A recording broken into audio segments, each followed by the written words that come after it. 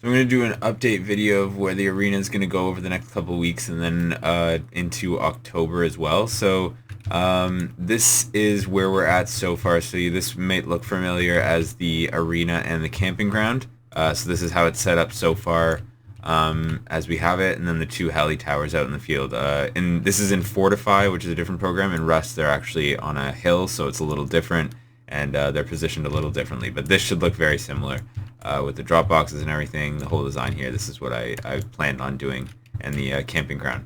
Right now I have the next stage hidden, so when I bring out the next stage, you'll see what it's going to look like. So the view will actually be a lot clearer because the actual heli towers are closer. They're about there and there. So the all of this stuff will actually be a lot closer to the spectators area.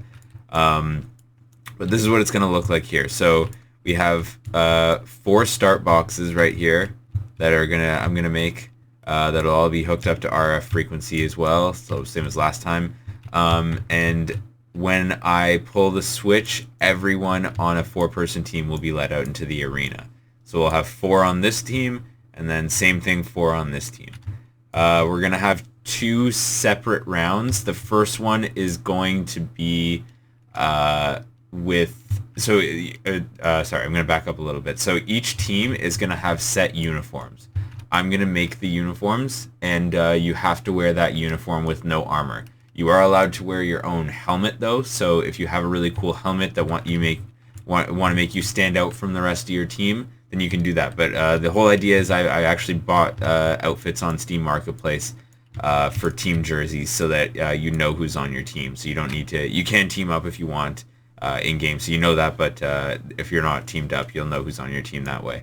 And basically, it's once you're out, it's kind of like a paintball arena where you have to get behind cover. There's not a lot of cover. It's going to be kind of open, so you'll be able to shoot. I may not even use all of these high external walls. I may adjust this a little bit. And then these 2-sided town posts are going to be the external boundary. So the top donators are going to be allowed to come up here with sniper rifles, and they are going to be refereeing for us. So they're going to watch around this boundary and see if anyone runs outside the boundary, they can open fire on someone who's gone out of bounds. So that's something as a player you can also keep in mind is if you want to try and get behind this as cover for a second, you can do that, but the snipers will open fire on you from the top towers. So it's going to be 4v4. The first round is going to be where you use your own weapons. And when you use your own weapons, you do stand to lose them. So the winning team will have to decide how to divvy up the loot, but the losing team will lose your weapons that are on your body. Just weapons. That's it. So only bring a weapon in these that you're okay with losing. The winning team will get to take the weapons of the losers. That's it. So you're not going to be able to take the ammo, the medical supplies, or the armor, or any of the materials, or anything like that. So that will be the first round, and I've got a really epic song queued up for when the first 2 teams go out. So we're going to prioritize the 2 teams of 4. So if you don't already have a team of 4, get on that. In terms of traps, I don't know of how to stick traps in here that aren't going to kind of screw up the motion of the game. It kind of seems like it works well as an open field with the 2 teams moving at each other. But if you can think of a cool way to add in traps, that's let me know. But that's going to be, so the paintball team comp, that's going to be week 3. The last week is going to be the hexagon.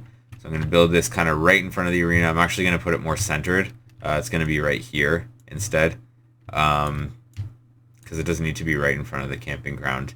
But the whole idea with that is that, actually, no, sorry, it is going to stay here, and I'm going to explain why in a second, because we're not going to be watching from up here. We're going to be watching from over here. That's why it's changed. I forgot about that.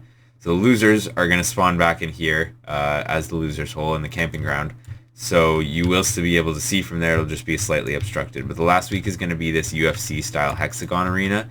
The top donators are all going to be given their own... the top 8 donators are going to share a private box with one partner. So you'll get a key code to one of these boxes. I'm going to mark them each as box 1, box 2, box 3, or box 4. And then on a piece of paper, I'm going to give it out to the top donators with their box number and their key number. So you can go up there and you'll share it with one of the other top donators. If you're not one of the top donators, but you are a donator and maybe not top 8, you'll be allowed to sit up here with me in the refs box. So you'll get be allowed up through this ladder hatch right here. But the way that this competition is going to work is we're going to have 4 competitors who are going to run in through this garage right here and then enter into 4-star boxes. They're going to be starting naked, and then you'll be allowed to wear different types of armor in later rounds. And the whole idea is you're not going to have any weapons, no healing items. I'm going to stand up here and throw melee weapons into the arena and then open all the boxes, and it'll just be a free-for-all battle in this arena. People who aren't donators or who don't have access to a private box will be able to watch down from ground level, which still looks really cool. If you're looking into a cage, like it's basically a cage match.